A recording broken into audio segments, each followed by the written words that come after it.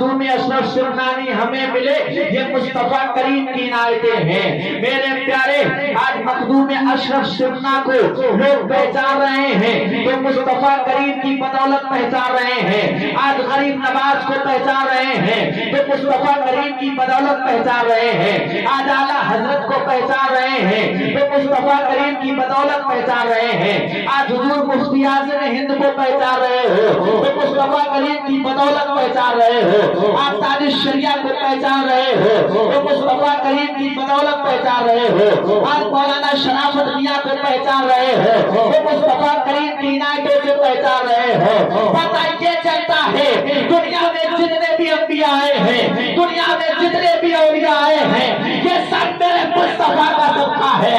اگر میرا نبی دنیا میں نہیں آتا تو ہمیں نہ تو گھوش ملتے، نہ تو غریب نواز ملتے، نہ تو اعلیٰ حضرت ملتے، کیونکہ انہی اعلیٰ حضرت کے صدقے میں اللہ رب العزت نے مصطفیٰ کے صدقے میں ہمیں سب کچھ عطا کر دیا۔ سبحان اللہ سبحان اللہ، نعرہ تکبیر، نعرہ رسالت، نعرہ حیدری، ممبر کمیٹی، رب نے کا سنی مسلمان، رب نے کا سنی مسلمان، آقا کی آمد، مختار کی آمد، جشن عید میلاد نبی، نعرہ تکبیر، اس بات کے اندر ارشاد ہوتا ہے اے لوگوں مصطفیٰ کریم سے محبت کرو، جو نبی پاک سے محبت کرتا ہے صحیح معنی میں وہی مسلمان ہے، اور جس کے دل میں نبی پاک کی محبت نہیں، چاہے کتنی بھی نمازیں پڑھ لے، کتنے بھی روزے رکھ لے، ایک بھی روزہ اس کا قبول نہیں کیا جا سکتا، ایک بھی سجدہ اس کا قبول نہیں کیا جائے گا۔ جس کے دل میں مصطفیٰ کی محبت نہیں ہے میرے پیارے میں وہ انسان گمراہ یا کافر ہو جاتا ہے۔ پتہ یہ چلتا ہے اللہ رب العزت کے ایمان کے ساتھ میں نبی پاک سے بھی ایمان رکھنا ہوگا، نبی پاک کو اپنی جان کے قریب رکھنا ہوگا۔ میرے پیارے جو نبی پاک سے محبت کرتا ہے اللہ رب العزت اس سے محبت کرتا ہے، اور جو اللہ سے محبت کرتا ہے وہی جنت کا حقدار ہے۔ سبحان اللہ، حقات ہے۔ حضرات ہم بات کریں آئیے مصطفیٰ کے محبت کی۔ ہمارے اسلاف میں صحابہ کا زمانہ دیکھیں، ابو بکر صدیق نے نبی سے محبت کی، حضرت عمر فاروق اعظم نے نبی سے محبت کی، عثمان غنی نے نبی سے محبت کی، حضرت مولا علی نے نبی سے محبت کی۔ تو ان صحابہ کے مقدر کو دیکھو اللہ نے چمکا دیا ہے۔ ابو بکر صدیق کا مقدر دیکھو، آج بھی نبی پاک کی قبر مبارک کے پاس میں آرام کر رہے ہیں۔ عمر فاروق اعظم کی قسمت دیکھو، آج بھی مصطفیٰ کے قدموں میں رہ کر نبی پاک سے فیض حاصل کر رہے ہیں۔ سبحان اللہ، ماشاءاللہ، بہت خوب۔ دنیا میں رہے تبھی نبی پاک سے فیض حاصل کرتے رہے، اور آج بھی اپنی نبی پاک کے ساتھ میں مزاروں میں جلوہ کر رہے ہیں۔ سبحان اللہ۔ حضرات محترم، وہ صحابہ اس طرح سے محبت کیا کرتے تھے، اپنے نبی سے اتنی محبت کرتے تھے کہ اپنی جانوں سے زیادہ نبی سے پیار کیا کرتے تھے، اپنی جانوں سے پیارا نبی سے لب کیا کرتے تھے، اپنی جانوں سے پیارا نبی کو عزیز رکھا کرتے تھے۔ حضرات محترم، آئیے بات کرتے ہیں صحابیات کی، آئیے بات کرتے ہیں نبی پاک صلی اللہ تعالی علیہ وسلم کے اس زمانے کی صحابیات اور عورتوں کی۔ میرے پیارے نبی پاک صلی اللہ تعالی علیہ وسلم سے نبی پاک کے صحابی اور صحابیات کس طرح سے محبت رکھا کرتے تھے۔ جنگ احد کا واقعہ ہر انسان کی نگاہوں کی نظر میں رہتا ہے۔ جنگ احد وہ ہے جہاں پر 70 صحابہ کرام شہید ہو چکے تھے، 70 صحابہ کرام شہید ہو گئے، اور انہوں نے نبی پاک کے نام پر اپنی جانوں کو قربان کر دیا تھا۔ حضرات محترم، ان میں ایسے صحابی تھے کہ ابھی شادی ہوئی ہے اور پہلی رات میں ہی نبی پاک کے نام پر اپنی جانوں کو قربان کر دیا تھا۔ ایسے صحابی جنگ احد میں شہید ہوئے ہیں۔ قسم خدا کی تاریخ پڑھو گے تو آنکھیں برسنے لگتی ہیں۔ پتہ یہ چلتا ہے انہی 70 صحابہ میں ایک عورت کا شوہر شہید کر جاتا ہے۔ میرے پیارے کیا ہوتا ہے جب جنگ احد کا پورا منظر सब जब होने के बाद में कुछ सहाबा इकराम मदीना शरीफ की तरफ तशरीफ ला रहे थे और खबर ये फैला दी गई थी काफिरों की तरफ से कि अल्लाह के रसूल सल्लल्लाहु अलैहि वसल्लम जंगे उहद में शहीद कर दिए गए हैं, जंगे उहद में शहीद हो गए हैं, मुस्तफा करीम अब दुनिया में नहीं रहे। इसी गम में सहाबा की आंखें बरस रही थी, सहाबियात की आंखें बरस रही थी। मदीना शरीफ की एक औरत रो रही थी, मदीना शरीफ का एक सहाबी रो रहा था, क्योंकि वो नबी पाक से इतनी मोहब्बत करते थे कि अपनी जानों से ज्यादा मुस्तफा से मोहब्बत किया करते थे। अल्लाह अकबर। जब मदीना की गलियों में ये खबर गूंजने लगी कि मुस्तफा करीम को जालिमों ने शहीद कर दिया है, अल्लाह अकबर, एक जवान औरत अपने घर से निकलती है और घर से निकलने के बाद में अपने चेहरे पर नकाब को डाल लेती है और अपने तमाम जिस्म को छुपा करके जंगे उहद की तरफ जा रही है। रास्ते में सहाबी मिलते हैं, सहाबियों से पूछा है लोगों बताओ मेरे मुस्तफा करीम की तबीयत कैसी है, मेरे नबी का हाल क्या है, मेरे नबी की कैफियत क्या है। सहाबी ने जवाब दिया था, ऐ खातून तो नबी पाक के बारे में पूछती है, तेरा शौहर उसी जंग में शहीद हो गया है। आपने कहा था, उस सहाबिया ने कहा था, मैं अपने शौहर के बारे में नहीं पूछ रही हो, मुझे ये बताओ आपका का लाल कैसा है। अल्लाह अकबर। उससे आगे बढ़ती है, दूसरे सहाबी से मुलाकात हो जाती है। औरत ने कहा था, जंगे शामिल होने वाले सहाबी बताओ तो सही मेरे नबी का हाल क्या है, मेरे नबी की कैसी तबीयत है, क्या नबी पाक को शहीद कर दिया गया है। सहाबी ने जवाब दिया था, उसी जंगे उहद के अंदर तेरा शौहर भी विशाल कर गया है, तेरा शौहर भी शहीद हो चुका है। आगे एक सहाबी ने खबर आकर के दी, तेरा बच्चा भी इसमें शहीद हो चुका है, तेरा बाप भी शहीद हो चुका है, तेरा शौहर भी शहीद हो चुका है। मेरे प्यारे उस खातून के कदमों पे सरताज रज़ा कुर्बान है। मेरे प्यारे नबी पाक की चाहत में औरत ने कहा था, मैं अपने शौहर के बारे में नहीं पूछ रही हूँ, मैं अपने बाप के बारे में नहीं पूछ रही हूँ, मैं अपने बच्चे के बारे में नहीं पूछ रही हूँ, मैं अपने खानदान वाले के बारे में नहीं पूछ रही हूँ, अरे मैं पूछ रही हूँ तो अब्दुल्ला के प्यारे के बारे में पूछ रही हूँ, नबियों के ताजदार के बारे में पूछ रही हूँ, आमना के लाल के बारे में पूछ रही हूँ, शहंशाह मदीना के बारे में पूछ रही हूँ, मक्का के सरदार के बारे में पूछ रही हूँ। बताओ मेरे नबी की तबीयत कैसी है। एक सहाबी ने आकर के बताया था, अल्लाह का शुक्र है हमारा रसूल अभी तक सलामत है। माशाअल्लाह, हमारे नबी सलामत है, हमारे नबी को कुछ नहीं हुआ है। जब इतना सुना था, कसम खुदा की, अल्लाह रब्बुल इज्जत की बारगाह में औरत ने सर को झुका दिया था। रब्बे कदीर तेरा शुक्र है, मेरा महबूब अभी तक मेरी निगाहों के सामने। नारे तकबीर, नारे रिसालत, नारे हैदरी, आका की आमद, जश्न ईद मिलाद नबी, नारे तकबीर, नारे रिसालत। सुभान अल्लाह। हदीस पाक के अंदर इरशाद हुआ, ला युमिनुकुम अहदुकुम हत्ता अकूना अहब्बा इलैहि मिन वालिदी व वलादी वन नासी अजमईन। सरकार फरमाते, तुम में उस वक्त तक कोई कामिल मोमिन हो नहीं सकता जब तक कि मैं तुम्हारे वालिदैन, तुम्हारी औलाद और तमाम दुनिया वालों से करीब ना हो जाऊं। अगर किसी ने अपने खानदान से मोहब्बत ज्यादा की और नबी पाक से मोहब्बत कम की तो समझ लो वो मुसलमान नहीं है। अगर किसी ने अपने बाप से ज्यादा मोहब्बत की और नबी पाक से कम मोहब्बत की तो समझ लो वो कामिल मोमिन नहीं है। अगर किसी ने अपनी औलाद से ज्यादा मोहब्बत की और नबी पाक से कम मोहब्बत की तो समझ लो कि वो कामिल मोमिन नहीं है। अरे कामिल मोमिन तो वो है जिसके दिल में इश्क़ मुस्तफा का चिराग जल रहा है, हमेशा नबी पाक का नाम लेता है, जिसके दिल में नबी पाक की मोहब्बत अल्लाह के बाद सबसे ज्यादा होगी, वही अल्लाह का वली बन। नारे तकबीर, नारे रिसालत, نعرے حیدری، نعرے حیدری، آقا کی آمد، رمپے کا سنی مسلمان، رمپے کا سنی مسلمان، ممبر کمیٹی، نعرے تکبیر۔ میرے پیارے ذرا غور تو کریں، ہمارے نبی پاک صلی اللہ تعالی علیہ وسلم کے زمانے میں جو عورتیں تھیں انہیں صحابیہ کہا جاتا ہے، اور ایک صحابیہ کے دل میں یہی ارمان اور جذبہ رہا کرتا تھا کہ اگر میرا ایک دن کا بچہ ہے تو نبی پاک کی بارگاہ میں قربان کر دوں گی، اگر میرا ایک بیٹا ہے تو مصطفیٰ جان رحمت کے قدموں میں قربان کر دوں گی۔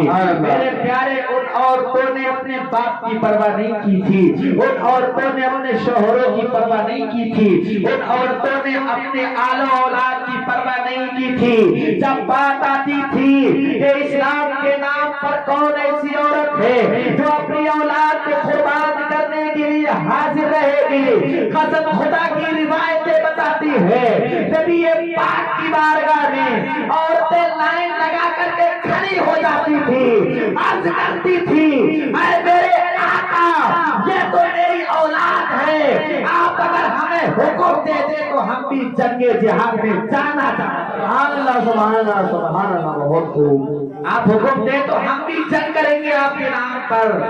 میرے پیارے بتانے کا مقصد صرف یہ ہے، آج کی اگر ہماری ماں ہو، آج کی اگر ہماری بہن ہو، آج کی اگر ہماری بیوی ہو تو اپنے بچوں کو بالکل قربان اسلام پر کرنے کے لیے راضی نہیں ہوگی، آج اپنے بچے سے بڑا پیار کر رہی ہے، اسلام کے ماننے والے بے ہوتے ہیں۔ جب نبی پاک کی ناموس پر کوئی بھونکتا ہے، قسم خدا کی نبی پاک کے ناموس کے لیے اپنی عزتوں کو ہم قربان، ہماری عزتیں جو ہیں، آج ہمیں زمین و جائیداد جو ملے، آج ہمیں اچھے اچھے لباس جو ملے، آج ہمیں اچھے اچھے ڈیکوریشن جو ملے، یہ مت بھولو یہ کوئی تمہارا کمال ہے، یہ سب مدینے والے آقا کا کمال ہے۔ میرے پیارے مدینے والے آقا سے محبت کرو۔ آئیے بات کرتے ہیں، جب عورتوں کی بات آ گئی، کیونکہ موضوع مجھے دیا گیا کہ عورتوں پہ تقریر کرتی ہے، عورتیں اگر قسم خدا کی فاطمہ تو زہرا کا طریقہ اپنا لیں گی تو اپنے وقت کی ولیہ بن جائیں گی،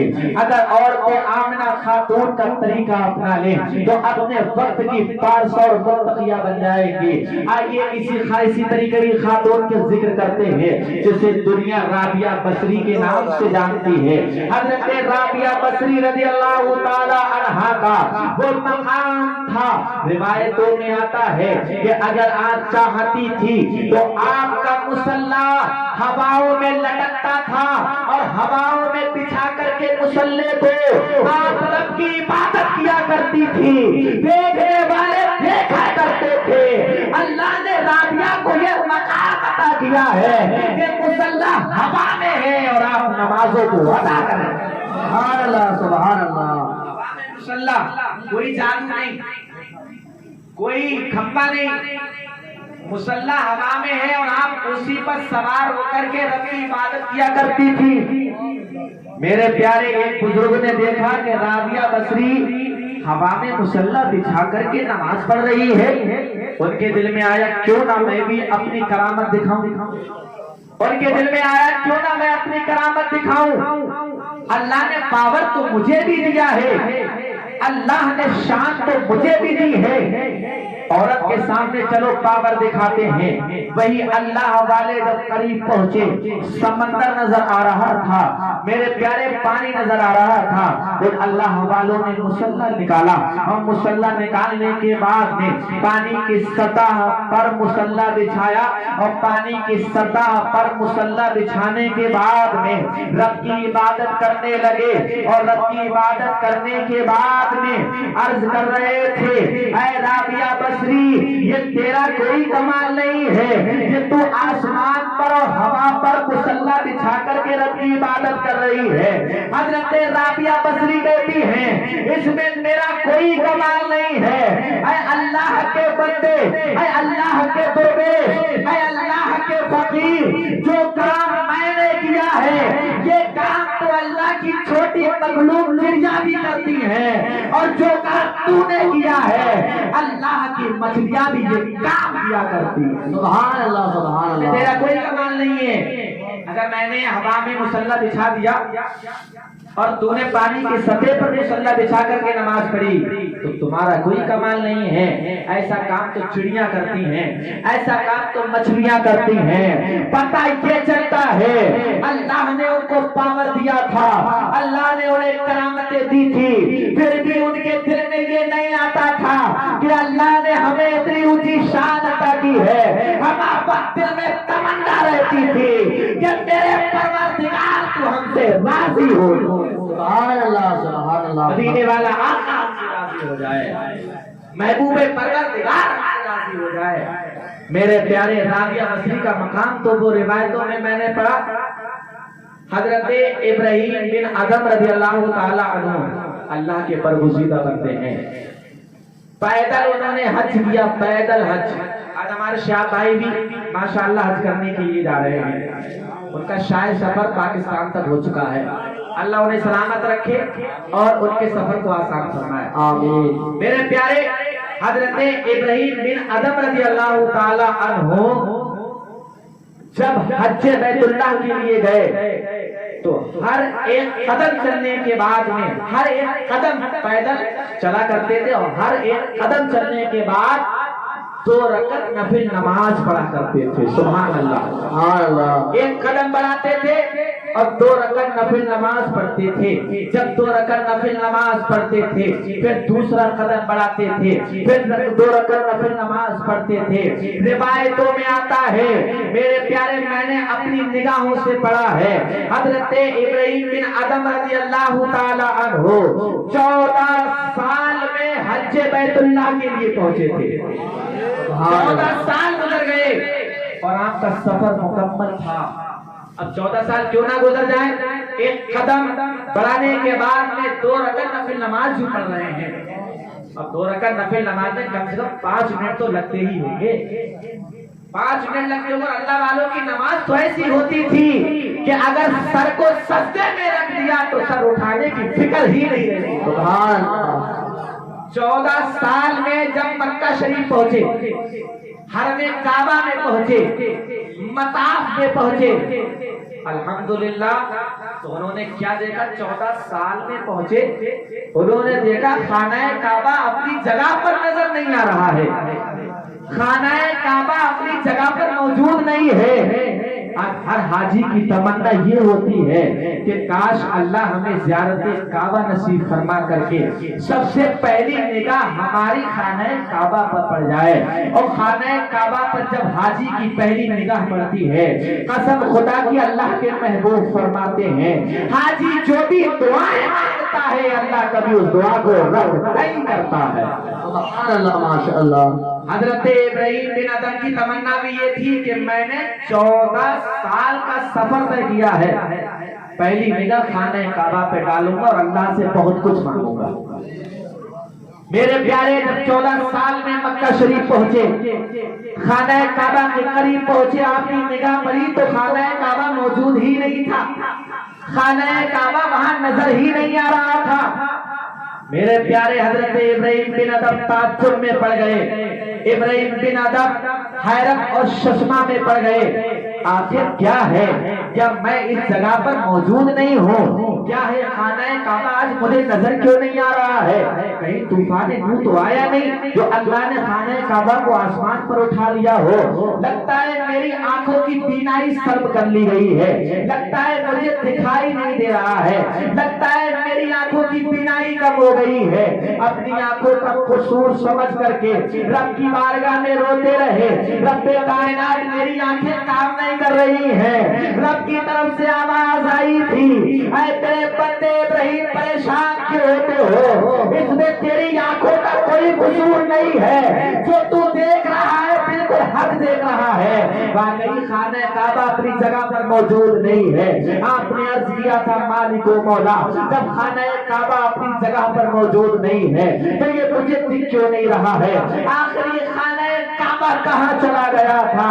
رب نے فرمایا تھا اے ابراہیم تمہیں پتہ نہیں ہے، تمہارے باپ نے میری ایک محبوبہ بندی رابعہ بصری خانہ کعبہ کا طواف کرنے آ رہی ہے اور اسی رابعہ بصری کا استقبال کرنے کے لیے خانہ کعبہ راستوں میں ان کا استقبال کر رہا ہے۔ نعرہ تکبیر، نعرہ رسالت، نعرہ حیدری، سرکار کی آمد، دلدار کی آمد، نعرہ تکبیر، نعرہ رسالت۔ حضرت رابعہ بصری جو عورت ہے، خاتون ہے، محترمہ ہے، روایتیں بتاتی ہیں حضرت ابراہیم سے کہا گیا تھا رابعہ بصری حج بیت اللہ کے لیے آ رہی ہے اور حج بیت اللہ کے لیے آ رہی ہے تو رب نے حکم دیا ہے کہ اے خانہ کعبہ جو مکہ کی سرزمین پر کیا کر رہا ہے، ہماری بندی تیرا طواف کرنے آ رہی ہے، جا اس کا استقبال کر لے، جا اس کے لیے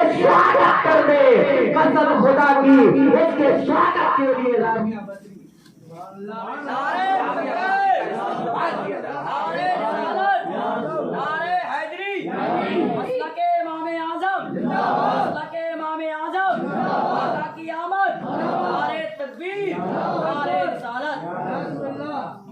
تو میرے پیارے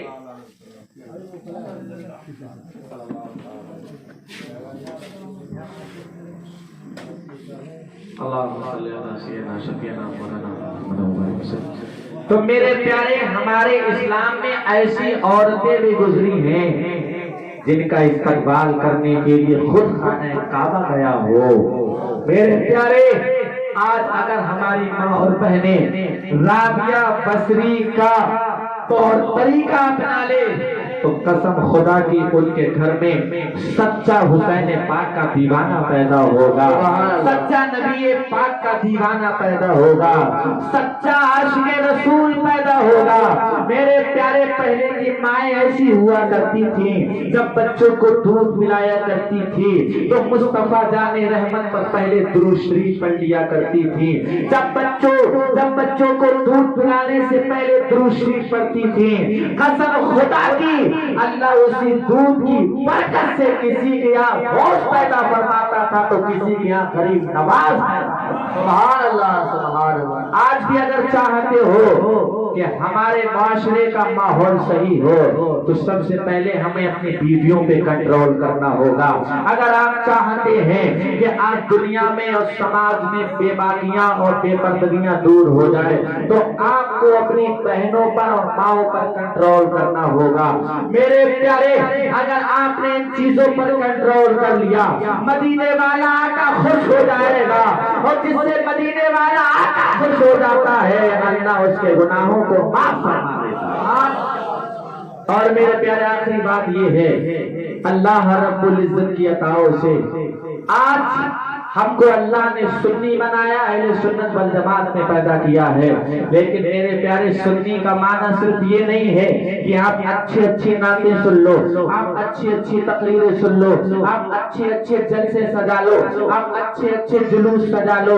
بالکل اس کا یہ معنی نہیں ہے۔ سنیت کی پہچان جلسوں سے نہیں، سنیت کی پہچان نعتوں سے نہیں، سنیت کی پہچان اچھی ٹوپیوں لگانے سے نہیں ہے۔ میرے پیارے سنیت کی جو پہچان ہے نبی پاک صلی اللہ تعالی علیہ وسلم کو دل سے ماننے کا نام سنیت ہے، مصطفیٰ کریم کی روش کو اپنانے کا نام سنیت ہوتا ہے۔ سبحان اللہ، ماشاء اللہ۔ صرف یہی سنیت نہیں ہے کہ ہم نے نعرہ لگا دیا لبیک یا رسول اللہ یا احمد مصطفیٰ مرحبا۔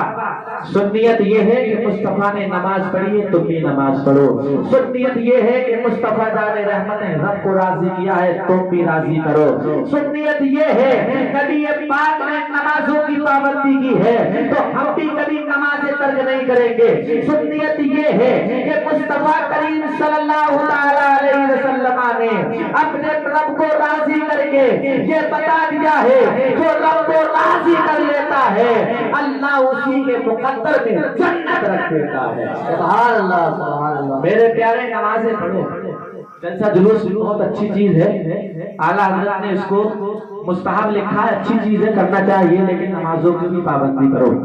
نماز نہیں پڑھو گے تو آپ کا یہ جلسہ کامیاب نہیں ہے، آپ روزے نہیں رکھو گے تو آپ کا یہ جلسہ جلوس کامیاب نہیں ہے، اچھی نعتیں سننا آپ کا کامیاب نہیں ہے۔ نمازوں کے ساتھ نمازوں کے ساتھ میں ناتی نبی سن لے، نمازوں کے ساتھ میں ناتے نبی سن لے، تیرا دل باغ باغ ہو جائے گا۔ نمازوں کے ساتھ میں جلسہ جلوس کر لے، تیرا ایمان تازہ ہو جائے گا۔ نمازوں کے ساتھ میں اچھے اچھے نعرے لگا لے، قسم خدا کی اللہ تجھ سے راضی۔ سبحان اللہ سبحان اللہ۔ نمازیں چھوڑ کر کے کتنے نعرے لگا لو، کچھ ہونے والا نہیں ہے۔ اب تم سوچتے رہو کہ اب تو سنی ہے، نعرہ لگائیں گے تبھی سنیت کی پہچان ہے، تو میرے پیارے یہ نعرے آپ کو بغیر نمازوں کے کوئی فائدہ نہیں دے سکتے۔ سرکار اعلیٰ حضرت فاضل بریلوی کی تاریخ اٹھا کر کے دیکھو، میرے مصطفیٰ سے اس طرح پیار کیا کرتے تھے، اگر سوتے بھی تھے تو دیکھنے والے دیکھتے تھے کہ لفظ محمد لکھا ہوا ہے۔ اتنا ادب کرتے تھے، کعبہ شریف اور حرمین شریفین، گنبد خضرا اور کعبہ شریف تو بہت دور کی بات، سرکار اعلیٰ حضرت نے کبھی سرکار غوث پاک کے گنبد کی طرف اپنی زبان سے تھوکا نہیں تھا، کبھی اس جانب نہیں تھوکا۔ غوث پاک سے اتنی محبت کرتے تھے۔ آج ہمیں پتا نہیں ہے خانہ کعبہ کس طرف ہے، آپ ہم نے گگنوں کو رکھا ہے، اور گگن رکھنے کے بعد میں خانہ کعبہ کی طرف جو ہے تھوکتے ہوئے نظر آ رہے ہیں، گنبد خضرا کی طرف تھوکتے ہوئے نظر آ رہے ہیں۔ میرے پیارے اعلیٰ حضرت تو وہ تھے، دیکھتے تھے کبھی میری زبان سے خانہ کعبہ کی طرف کوئی شریعت کے خلاف کوئی لفظ نہ نکل جائے، بہت ادب کیا کرتے تھے میرے پیارے۔ آج اسی لیے ان کا نام دیا جاتا ہے اللہ والے۔ کوئی بھی اللہ والا ہو، آپ سب کی سیرت اٹھا کر کے دیکھ لو، انہوں نے نمازیں پڑھی ہیں، مصطفیٰ جان رحمت کا ادب کیا ہے، انہوں نے اچھے کام کیے ہیں اور مصطفیٰ کریم کو راضی کیا ہے۔ سبحان اللہ۔ نعرے لگانا کسی نے منع نہیں کیا، جلسے جلوس کرنا کسی نے منع نہیں کیا، لیکن شرط یہ ہے کہ اللہ نے پہلے ہمیں جو کام کے لیے بھیجا ہے وہ کام کرو۔ جی زکوٰۃ فرض ہے تو زکوٰۃ، روزہ رکھنا فرض ہے تو روزہ رکھیے، اور ہماری ماؤں بہنوں بھی سن لیں کہ یہ بھی نمازیں پڑھے۔ فجر کا وقت ہو جاتا ہے، صبح کا وقت ہو جاتا ہے، نمازوں کے لیے نہیں اٹھتی ہیں۔ میرے پیارے ان کو مشورہ میں یہ دیتا ہوں، تم بھی اٹھو، اور اگر تمہارا شوہر بے نمازی ہے اسے جھڑک کر کے اٹھا دے۔ مسجد سے حیا علی الصلاۃ کی نماز، حیا علی الصلاۃ کی صدا آ گئی ہے اور مؤذن تجھے پکار رہا ہے، آؤ کامیابی کی طرف، آؤ نماز کی طرف۔ اور اللہ رب العزت پوری دنیا کا رزق سمیٹ کر کے، روایتوں میں آیا پوری دنیا کا رزق سمیٹ کر کے فجر کی نماز سے پہلے مسجدوں میں رکھ دیتا ہے۔ پوری دنیا کا رزق سمیٹ کر کے فجر میں نماز مسجد میں رکھ دیا جاتا ہے۔ اب جو انسان نماز فجر پڑھتا ہے، اللہ کے فرشتے اسی کے مقدر میں رزق کو بڑا کرتے ہیں۔ سبحان اللہ ماشاء اللہ۔ یہ خاصیت ہے نماز فجر کی۔ چاہتے ہو کہ رزق میں ہمارے برکتیں ہوں تو آپ کو جماعت کے ساتھ میں صحیح معنی میں نماز ادا مسجد میں کرنی ہوگی، اللہ رزق میں برکت عطا فرمائے گا۔ جیسے مولانا صاحب نے ابھی کہا تھا، کسی بھی مولوی کے پاس تعبیر لینے چلے جاؤ، تمہارے ان تعویذوں سے کوئی فائدہ نہیں ہے۔ تعویذ آپ کا اسی وقت فائدہ کرے گا جب آپ رب کو راضی کرو گے، مصطفیٰ جان رحمت پر قربان ہو جاؤ۔ جی بے شک سبحان اللہ۔ نمازیں ٹائم کی نہ پڑھ رہی ہے، نمازیں نہ پڑھ کر کے کوئی نمازیں نہ پڑھ کر کے، میرے پیارے اگر تم پورا قرآن شریف اپنے گلے میں کیوں نہ لٹکا لو، تب بھی تمہیں کوئی فائدہ نہیں ہو سکتا ہے۔ میرے پیارے یہ 23 گھنٹے آپ کو اسی وقت فائدے میں آئیں گے جب آپ نمازیں پڑھو گے، جب آپ روزہ رکھو گے۔ اور میرا مشورہ تو یہ ہے، دنیا کا سب سے بڑا تعویذ اللہ نے نماز کو بنایا ہے۔ سبحان اللہ۔ نماز پڑھ لے، تجھے کسی مولوی کے پاس جانے کی ضرورت ہی نہیں ہے۔ کوئی بھی جن تیرے پاس نہیں آ سکتا، کوئی بھی چڑیل نہیں آ سکتی، کوئی بھی جن کوئی بھوت کچھ آ نہیں سکتا۔ شوہروں کی خدمت کر لے اور خدمت کرنے کے بعد میں رب کو راضی کر لے، تیرا بیڑا پار۔ سبحان اللہ۔ وقت کی قلت ہے میرے پیارے، ورنہ موضوع تو میرا بہت ہے، بیان کرتا۔ رب کائنات کی بارگاہ میں دعا ہے، فجر کی نماز